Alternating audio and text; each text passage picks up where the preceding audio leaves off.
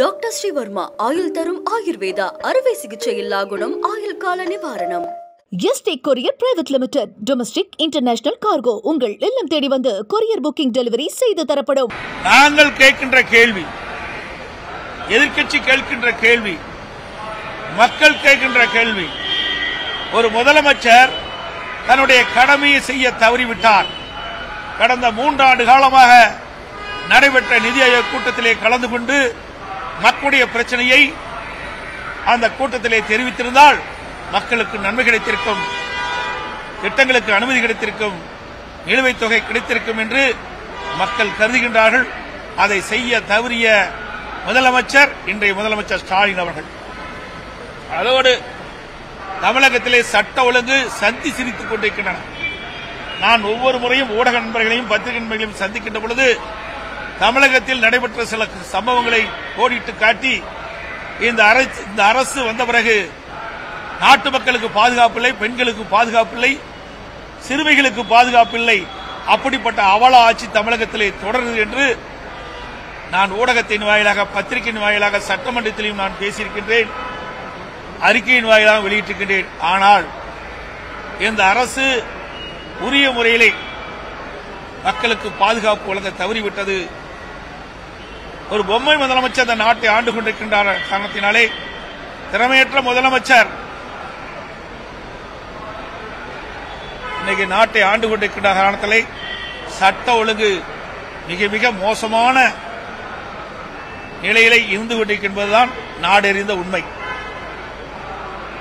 இன்றைய தினம் அரக்கோணத்திலே ஒரு பெண்ணுக்கு ஏற்பட்ட அவல நிலை. அந்த பெண் காவல் நிலையத்திலே புகார் கொடுக்கின்றார். உச்சநீதிமன்ற தீர்ப்பின்படி அந்த பெண் கொடுத்த புகாரை அப்பொழுது எஃப்ஐஆர் பதிவு செய்ய வேண்டும். ஆனால் அந்த பெண் 7ஆம் தேதி காவல் நிலையத்திலே புகார் கொடுக்கின்றார். 10ஆம் தேதி தான் அந்த புகாரை பதிவு செய்கின்றார்கள்.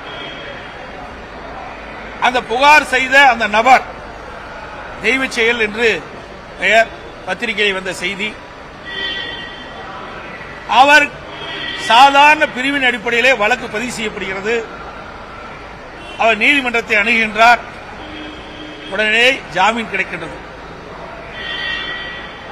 இந்த பெண் கொடுத்த புகார் பத்திரிகையிலும் ஊடகத்திலும் வலைதளங்களிலும் இன்றைக்கு வெளியிட்டிருக்கின்றார்கள். இது எவ்வளவு பெரிய கொடுமை!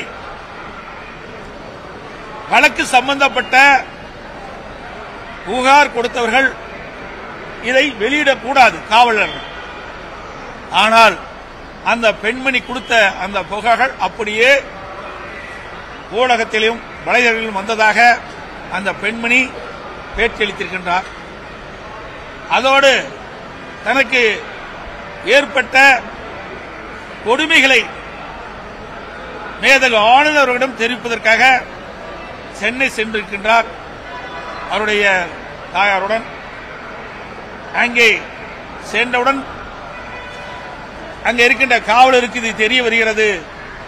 மேதகு ஆளுநரை சந்திக்க விடாமல் தடுத்து நிறுத்தி அந்த பெண்மனையும் அவரோடு வந்த தாயாரையும் ஒரு ஆட்டோவில் 2 பெண் காவலர்கள் ஏற்றி வழியிலே இறக்கி விடுகின்ற கொடுமை இந்த ஆட்சியிலே தான் பார்க்கப்படுகிறது. அந்த பெண்மணி சொல்லுகின்றார், இவ்வளவு கொடுமை எனக்கு ஏற்பட்டிருக்கின்றது. எனக்கு ஏற்பட்ட இந்த அவலங்கள் வேற எந்த பெண்ணுக்காக ஏற்பட்டால் அவள் எப்படி துணிந்து வந்து புகார் கொடுப்பார்கள் என்று அச்சத்தோடு தன்னுடைய நிலைமையை ஊடகத்தின் வாயிலாக வெளிப்படுத்தியிருக்கின்றார். இந்த செய்தியெல்லாம் ஊடகத்தின் வாயிலாக வெளிவந்திருக்கிறது. எவ்வளவு மோசமான ஆட்சி நடைபெற்றுக் கொண்டு இருப்பதற்கு இந்த அரக்கோணமே சாட்சி என்பதை இந்த நேரத்தில் தெரிவிக்க விரும்புகின்றேன். அதேபோல கும்பகோணம், தஞ்சாவூர் மாவட்டம் திருவிடைமதுர் பகுதியில் ஒரு பெண்ணுக்கு கூட்டு பாலியல் வன்கொடுமை நேர்ந்துள்ளது. அந்த பெண்ணுக்கு ஏற்பட்ட பாலியல் வன்கொடுமையை காவல்துறையை வெளியிடுகிறது. எவ்வளவு கொடுமையான செயல்! குற்றவாளிகள் முன்ஜாமீன் பெறுவதற்கு காவல்துறை துணை புரிகிறது. எஃப்ஐஆர் பதிவு செய்ய காலதாமதம் படுத்துகின்றார்கள்.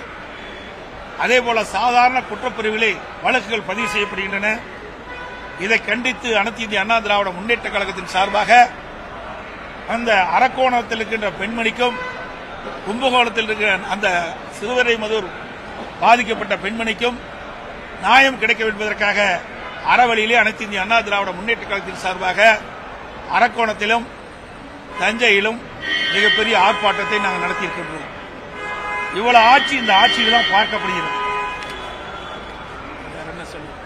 அதேபோல இன்றைக்கு கோவை மாவட்டத்தில் பொள்ளாச்சியில் ஒரு காப்பகத்தில் 21 மதிக்கத்தக்க ஒரு ஆண் நபரை அந்த காப்பகத்திலே சேர்க்கப்பட்டிருக்கின்றார்.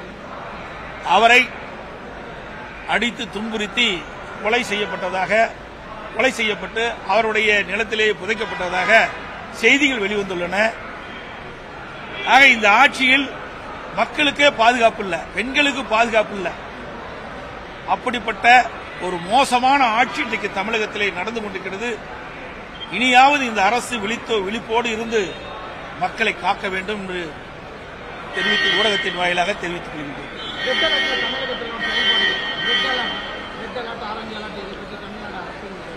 ஆமா, இந்திய வானிலை ஆய்வு தெரிவித்தபடி இன்றைக்கு ரெட் அலர்ட் நீலகிரி மாவட்டத்திற்கும் கோவை மாவட்டத்திற்கும் அறிவித்திருக்கின்றார்கள். கனமழை பொழியும் என்று தெரிவித்திருக்கிறார்கள். மக்கள் ஜாக்கிரதையாக இருக்கப்பட வேண்டும். அருமையான கேள்வி. அப்ப எதிர்க்கட்சி தலைவராக இருக்கின்ற பொழுது திரு மோடி அவர்கள் வந்தபோது கருப்பழு நோக்கினார். திரு ஸ்டாலின் அவர்கள் முதலமைச்சர் இருந்த பொழுது அவர் தமிழகத்துக்கு வருகின்ற போது வெள்ளைக்குடை பிடித்தவர் தான் இந்த முதலமைச்சர் ஸ்டாலின் அவர்கள். ஏன் கடந்த 3 ஆண்டு காலமாக பிரதமர் மந்தியை முழுமையாக சந்தித்து தமிழ்நாட்டில் கோரிக்கை வைக்கல? இப்போ அவசியம் என்ன வந்தது? பிரச்சனை வந்துட்டது. அந்த பிரச்சனைக்கு தீர்வு காண வேணும். அதன் அடிப்படையில் தான் இன்றைக்கு பிரதமரை தனிப்பட்ட முறையிலே பார்த்து என்ன பேசுறான்னு தெரியாது. அவர் சொன்னதுதான் வெளியில் வந்திருக்குது. பிரதமர் சொன்னதான் உண்மை வெளியே வரும். ஆனா இதையே ஏன் முன்கூட்டி செய்யவில்லை? இதுதான் மக்களுடைய கருத்து, எதிர்க்கட்சியுடைய கருத்து.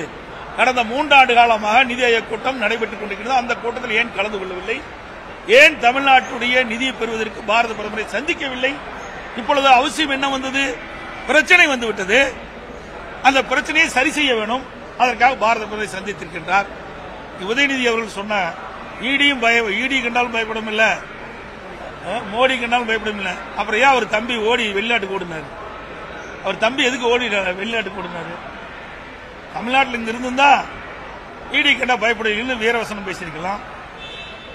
தப்பித்தோம் பிழைத்தோம் என்று உதயநிதியுடைய தம்பி என்று சொல்லிக் கொள்கிறார்கள். பத்திரிகையிலும் வந்த செய்தி, ஊடகத்தில் வந்த செய்தியை அடிப்படையிலே சொல்லிக்கிட்டு அவர் ஏன் வெளிநாட்டுக்கு தப்பிச்சிருந்த காரணம் என்ன? அதெல்லாம் வரும். இப்பதானே ஆரம்ப கட்டம். அப்ப யார் எப்படி பயப்படுவாங்க அப்ப தெரியும். தமிழகத்தில் தொடர்ந்து இந்த பட்டாசு ஆலைகள்ல வந்து பாத்தீங்கன்னா அடிக்கடி வெடி விபத்துகள் அதிகரிச்சுட்டே வந்து இன்னைக்கு காலையில கூட சிவகாசி அம்மாப்பேட்டை பக்கத்துல வந்து மிகப்பெரிய ஒரு வெடி விபத்து, பல பேர் உயிர் போயிருக்குன்னு சொல்லி ஒரு அச்ச சூழ்நிலை. இது அரசாங்கம் வந்து ஏற்கனவே இது இப்படிப்பட்ட நிகழ்வுகள் அங்கங்கே இந்த பட்டாசு ஆலையிலே நடைபெறுகின்ற சம்பவம் நடைபெற்றுக் கொண்டிருக்கின்றது. இதை தடுத்து நிறுத்துவதற்கு தேவையான பாதுகாப்பு நடவடிக்கை எடுக்க வேண்டும் என்று நாங்கள் சட்டமன்றத்தில் வலியுறுத்தியிருக்கின்றோம். இந்த அரசு என்ன செய்வது எங்களுக்கு தெரியவில்லை. இருந்தாலும் பட்டாசு தொழில் என்பது ஒரு அபாயகரமான தொழில். அதற்கு முன்னெச்சரிக்கை தேவை, என்னென்ன பாதுகாப்பு தேவை என்பதையெல்லாம் இந்த அரசாங்கம் உரிய முறையிலே அவர்களுக்கு ஆலோசனை வழங்கி அதை செய்தால் இப்படிப்பட்ட விபத்தை தவிர்க்கலாம். இனி எதிர்காலத்தில் இப்படிப்பட்ட விபத்து நடக்காமல் அரசு பார்த்துக் கொள்ள வேண்டும்.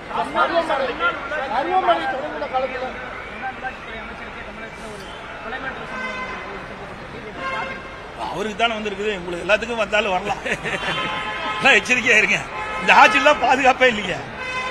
ஏன்னா அரசியல் தலைவர்களுக்கு பாதுகாப்பு இல்லை, மக்களுக்கும் பாதுகாப்பு இல்லை, பெண்களுக்கும் பாதுகாப்பு இல்லை, சிறுமிகளுக்கும் பாதுகாப்பு இல்லை, ஒட்டுமொத்தமா நாட்டுக்கே பாதுகாப்பு இல்லை. இந்த ஆட்சி இருக்கின்ற வரைக்கும் சட்ட ஒழுங்கு மிக மிக மோசமான நிலைக்கு போயிட்டு, எங்க பார்த்தாலும் போதைப் பொருள் விற்பனை, கஞ்சா அடிச்சுக்கிறான். என்ன செய்வது என்றே தெரியல.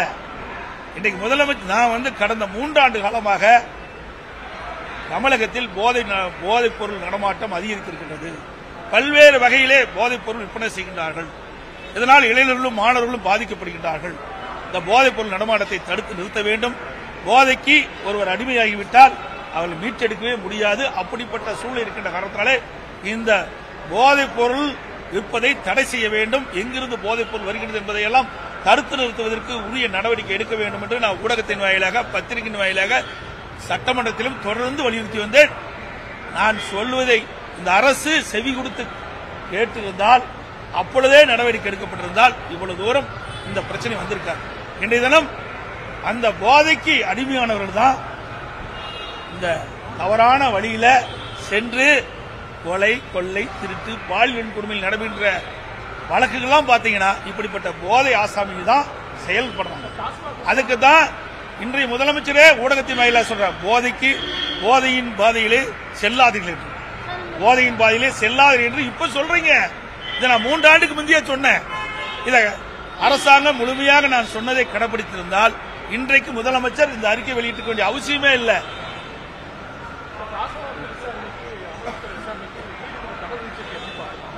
சார், நீதிமன்றத்தில் இருக்கிற வழக்கு போனதற்கு இதே மாதிரி தான் வந்தது. உயர்நீதிமன்றம் விசாரணை தொடரலாம்னாங்க. இன்னைக்கு உச்சநீதிமன்றம் இன்னைக்கு ஒரு தடையாணை கொடுத்திருக்குது. அதோட அமலாக்கத்துறைக்கு முழு விவரத்தை நீங்க அபிடேவிட்டா போட்டு சொல்லியிருக்கிறாங்க. முழு விவரம் வந்த பிறகு விசாரணையில தான் தெரியும். ஏன்னா புகையில்லாம எரியாது, இது எல்லாருக்குமே தெரியும். எல்லா ஊடக நண்பர்களுக்கும், பத்திரிகைகளுக்கும் தெரியும். ஒரு பாட்டிலுக்கு 10 ரூபா வாங்குறாங்களே இல்லையா? இது ஊர் இருந்து உண்மை. அந்த அசோசியேஷன் தலைவரே சொல்றாரு, பேட்டி கொடுக்கிறார் ஊடகத்தின் வாயிலாக, 10 ரூபா மாமூல் வாங்குறாங்க, இது மேல்மட்டத்து வரைக்கும் போகுது அப்படின்னு விலாவாரியா அங்க ஊடகத்திலே தெரிவிச்சிருக்கிறீங்க. ஆக இதிலிருந்து ஊழல் செய்த காரணத்தினால பல்வேறு வழக்குகள் பதிவு செய்யப்பட்டு அதன் அடிப்படையிலே அமலாக்கத்துறை அதுல அந்த வழக்கை பதிவு செய்து அங்கே அவர்கள் சோதனை செய்கின்ற பொழுது பல்வேறு ஆதாரங்கள் கிடைக்கின்றது. ஆதார அடிப்படையில் அவர்கள் இந்த விசாரணை மேற்கொள்றாங்க. ஆக உச்சநீதிமன்றத்தில் இந்த வழக்கு இருக்கின்ற காரணத்தினால இதில் அதிகமாக போய் பேசுவது சரியில்லை.